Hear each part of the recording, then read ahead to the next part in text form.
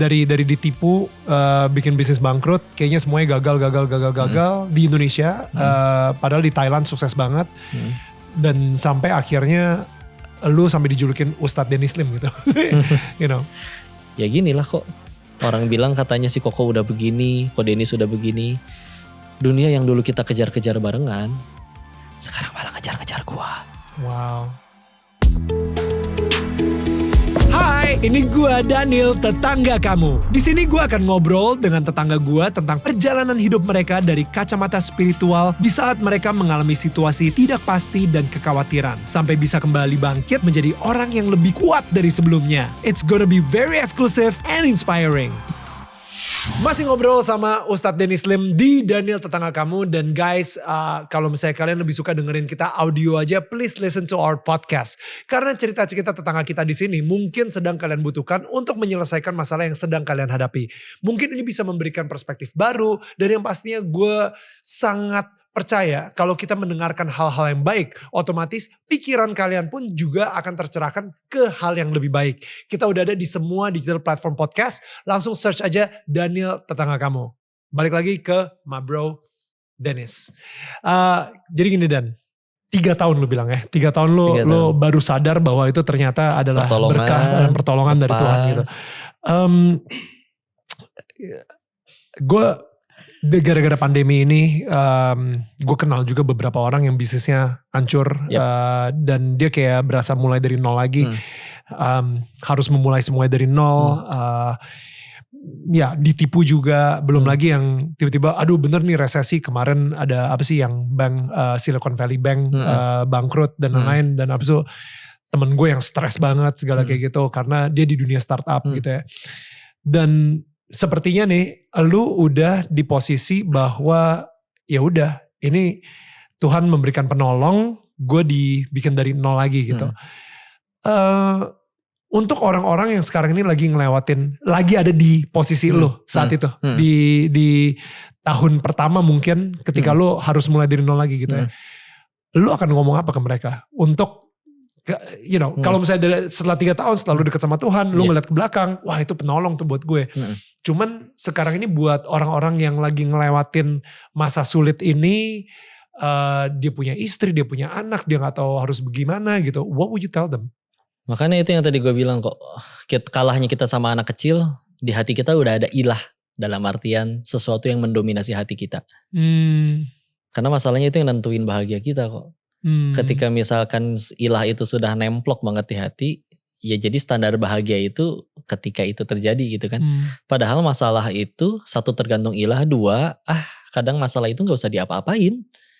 Semudah, gak usah pakai tips, trik, strategi, semudah kita ganti sudut pandang selesai loh itu masalah. Contoh, bagi orang yang ngoleksi action figure, hilang 1 aja mainannya bisa nangis ngejerit-jerit ya. Atau ngoleksi buku komik ya macam-macam. Tapi kalau misalkan bagi orang yang gak ngoleksi komik misalkan, mau hilang 1 lemari juga dia bodo amat. Ya kan? Makanya jadi tinggal semudah lu ganti sudut pandang, atau bahkan lu tinggal mikir lah, anggaplah itu semua bangkrut, rugi terjadi. Emang syarat bahagia itu semua? Enggak juga. Tanpa itu semua, ada tuh orang yang gak punya itu semua, dia tetap bisa kenyang, tetap bisa hidup, tetap bisa bahagia bahkan. Maksudnya yuk, dan ketika itu semua terjadi kepahitan, itu tuh bukan kepahitan atau musibah bagi gue, sampai di titik udah menganggap bahwa itu udah bukan musibah lagi. Karena emang justru dengan cara itu loh manusia jadi hebat. Izin ya, orang-orang yang dimuliakan di dalam Islam terutama ya, mereka mendapat kemuliaan itu tuh dari pahit yang gak biasa. Tapi pahitnya itu kan yang membuat mereka naik kelas. Jadi ya kan? Maka jadi terus kita pengen dapat kemuliaan itu, pengen dapat kebahagiaan itu, juga bukan supaya, dan bukan, ingat ya, bukan berarti kita nggak boleh punya itu semua, bisnis yang bagus, bukan nggak boleh punya. Tapi masalahnya kalau misalkan di hati lu masih itu, bukan sang pemberi lu itu, ya lu sampai kapan menderitanya? Lu nggak bahagia. Jadi semudah lu ganti sudut pandang, udah selesai sebetulnya urusannya. Masalahnya hati lu terlalu cinta sama itu. Masalahnya sesuatu yang terlalu lu cintai, selain sang maha mencinta, lu sakit bro, lu nanti sedih. Gue mendadak tergerak banget pengen ngomongin ini men. Ini gokil sih. karena ngelihat barusan cerita lo bahwa uang haram yang lo bawa ke Jakarta akhirnya ditipu-tipu sampai akhirnya jadi nol. Gue lagi mikir gitu ya, bukankah lebih bagus si uang itu hilangnya karena lu sumbangin, bukan karena ditipu orang. Karena dan gue gak tahu, ini mungkin bukan kebetulan juga kalau misalnya lu lagi nonton ini dan tiba-tiba hati lu tergerak dan lu ngerasa, iya sih sebenarnya selama ini gue dapet duit gue itu dari judi misalnya, atau dari nipu orang, kalau misalnya dari apapun gitu ngakalin perusahaan. Exactly, ngakalin dan pokoknya banyak lah gitu ya. Dan misalnya di bulan Ramadan ini lo ngerasa tergerak, dan ini bukan kebetulan lo nonton ini karena hati gue tergerak banget. Ada saatnya tadi kayak yang lu bilang juga bahwa Tuhan itu adil gitu. Ada saatnya dimana uang itu akan diambil juga dan bukan jadi milik lu lagi gitu. So sekarang ini di bulan Ramadan, kenapa nggak lu sumbangin aja uang-uang haram yang lu punya gitu? Iya gak sih? Mumpung gitu. Gini. Iya gak? Satu, kenapa waktu itu gak gue sumbangin? Gue terlalu cinta sama harta itu. Of course. Oke. Of course. Jadi sedangkan itu bakal jadi keburukan buat gue, jadinya akhirnya diambil dengan cara seperti itu. Gak cuma ditipu sih, ada juga yang usaha bangkrut dan lain-lain. Yang kedua, memang untuk jadi amalan, ya di dalam Islam itu untuk bisa amalan, ada ibadah yang sah, ada yang diterima. Sah tuh gampang, syarat dan rukunnya dipenuhi. Contoh sholat masih pakai baju keringetan, habis main futsal masih bau ketek. Tapi selagi dia udah wudu, bahkan kalau sholatnya saya udah rakaat keberapa ya, tapi dia ikutin semua, itu sah. Diterima belum tentu. Yang kita butuh itu yang diterima. Gimana caranya biar diterima? Satu, niatnya benar. Benar-benar karena Allah, bukan untuk pengen dipuji orang atau gimana. Dua, caranya benar. Gitu. Ini yang dicontohin oleh Rasulullah. Masalahnya ini caranya gak benar nih dari duitnya. Memang Islam punya solusi untuk itu, yaitu digunain untuk maslahat umum seperti bangun WC, kakus, MCK, jembatan, fasilitas umum.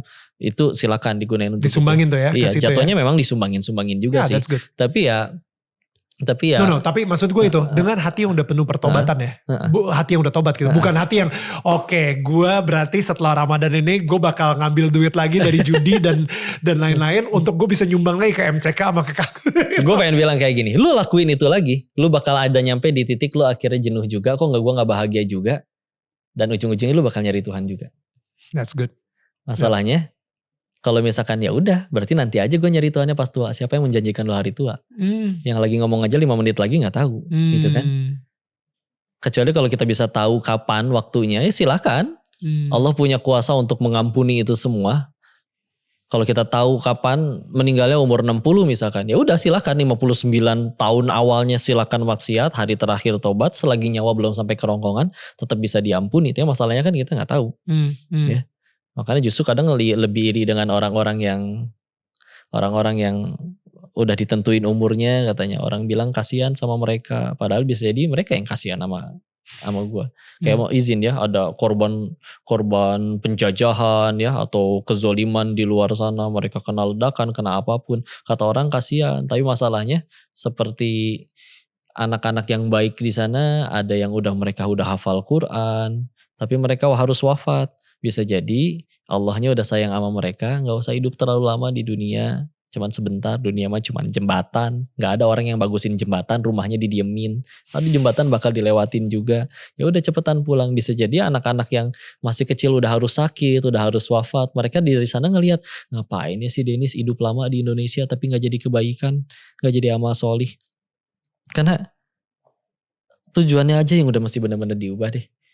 Bener-bener ada yang orang nyebutnya ya udah berarti mikirinnya akhirat, ya udah berarti mikirinnya Allahnya, ya udah berarti mikirinnya alam setelah kematiannya.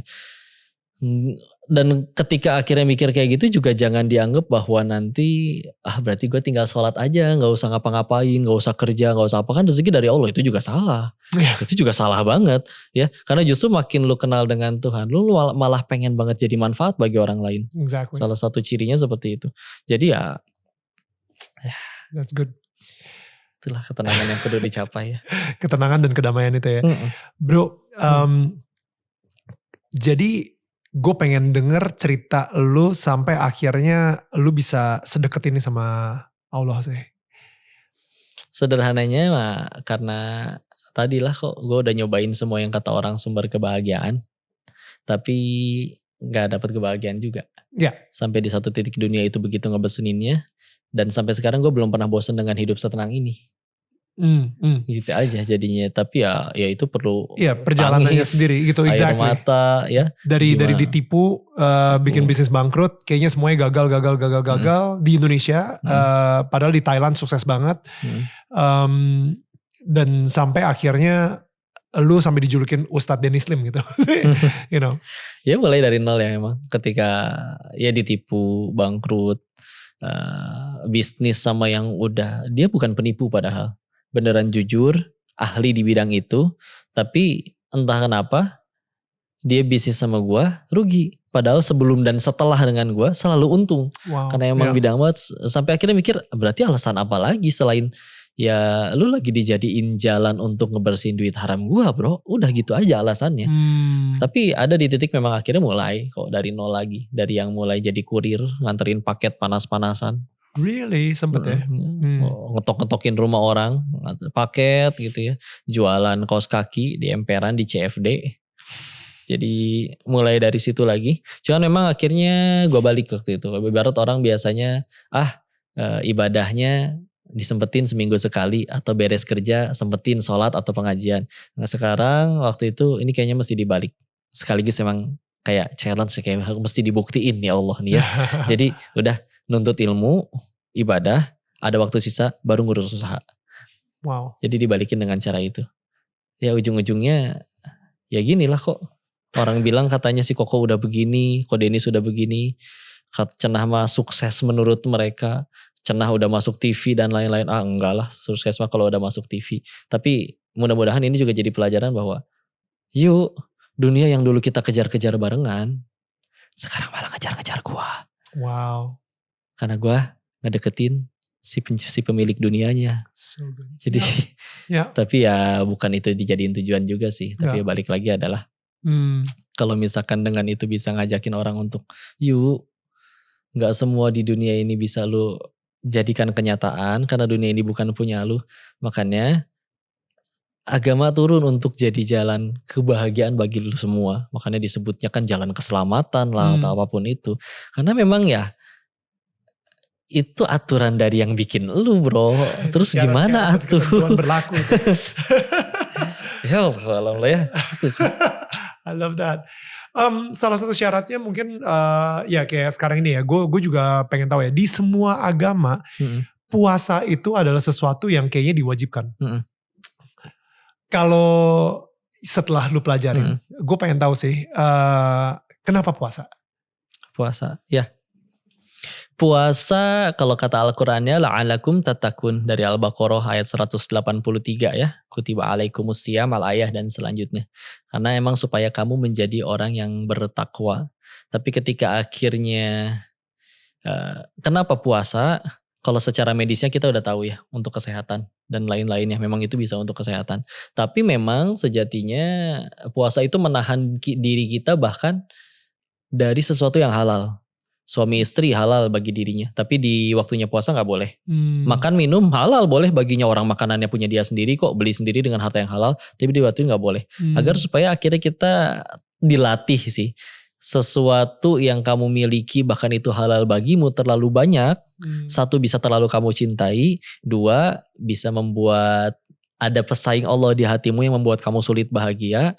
Dan yang ketika itu semua malah terjadi, malah lu bakal sulit untuk tadi balik lagi mencapai ketenangan dan kebahagiaan yang memang itu hak lu sebetulnya untuk bisa tenang dan bahagia.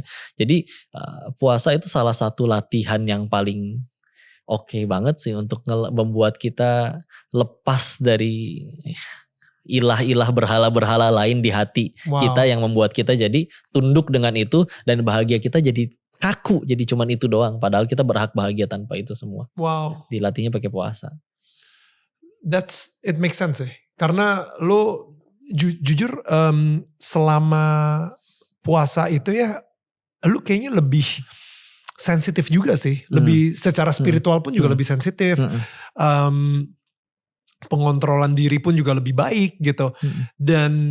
Dan gara-gara itu lu jadi mempunyai ketenangan, kepedean, kedamaian. Tapi setelah selesai puasa kan balik lagi. Ya kan? Jadi kayak udah selesai. Oke, yuk kita balik lagi deh. Ngapain lagi and everything gitu ya. Jadi sebenarnya emang bener sih kedamaian Ramadan sendiri itu benar-benar karena dari si puasa tersebut sih gue. Salah satunya puasa. Satunya puasa, makanya bahkan ada orang yang ketagihan malah jadi puasa terus kan. Ada yang Senin Kamis. Nanti kalau di Islam ada yang namanya puasa Nabi Daud, itu sehari puasa, sehari enggak, sehari puasa, sehari enggak. Terus sampai kapan? Sampai meninggal. Karena dulu Nabi Daud alaihissalam puasanya kayak gitu. Disebutnya puasa setengah kehidupan. Wow. Dan ketika lu udah ngamalin, gue ketemu orang-orang yang udah ngamalin itu ya. Dan mereka memang berubah sih individunya. Karena kita akan ketemu momen-momen di mana waktunya gue puasa, temen gue traktiran, gue doang yang gak ikut makan. Ya, waktunya gue gak puasa gak ada yang traktir. Tapi ketika, walaupun itu seolah sepele, tapi itu bakal nanti lama-kelamaan jadi kayak, apa sih makanan mau stik yang harganya 500.000 maupun tempe cuman enak 5 cm di lidah udah nyampe sini mah sama aja. Jadi akhirnya kayak kita ngelihat dunia yang bisa meracuni hati kita, ngelihat dunia kita jadi garing kok. Jadi bukan garing sih, jadi biasa aja gitu. Maksudnya jadi gak silau. Jadi gak silau. Ketika lu udah gak silau, lu jadi bisa memandang semuanya lebih jernih. Di saat itu lu bisa jadi dapat keputusan yang jauh lebih baik. Karena kita akan sulit keputusan ketika lagi serakahnya kita muncul. Ih, gue bisa dapat duit gede nih dari sini nih.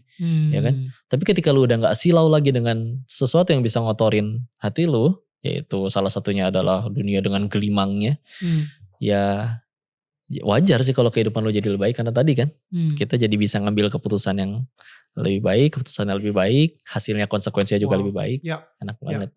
Saking makin banyaknya yang gitulah. Lihat gambar dulu lah. Lihat Instagram. Beres gambar nih kayaknya ada nyambung ke videonya nih. Rusak itu. Lu pertama kali puasa kapan? Dari SMA-an juga udah mulai ya. Oke. Udah mulai. Baru ngerasain banget gitu kayak kedamaian di puasa itu kapan? Ketika gak cuman Ramadan, ketika mulai ngelakuin yang itu tuh. Oh lu ngelakuin juga? Iya, ngelakuin. What?